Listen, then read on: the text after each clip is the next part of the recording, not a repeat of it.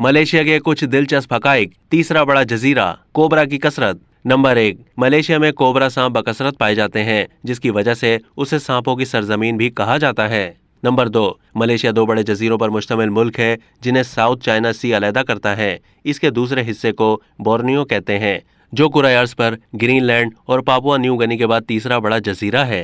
Number 3, Singapore आज़ादी के बाद से 1965 तक मलेशिया का हिस्सा रहा। ये एक पुल के जरिए मलेशिया से मिला हुआ है, जिसके जरिए हर साल लोगों की बड़ी तादाद सैरो तफरीह की गर्ज से जाती है। नंबर 4, मलेशिया दुनिया का तीसरा बड़ा कुदरती रबड़ पैदा करने वाला मुल्क है।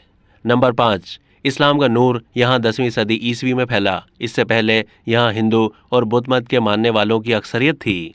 नंबर 6, माले, जो यहाँ के कदीम बाशिंदे हैं, 99% मुसलमान हैं। नंबर 7, यहाँ 5 साल से बड़ी हर मुसलमान लड़की एक खास किस्म के स्कार्फ से सर ढांपती है।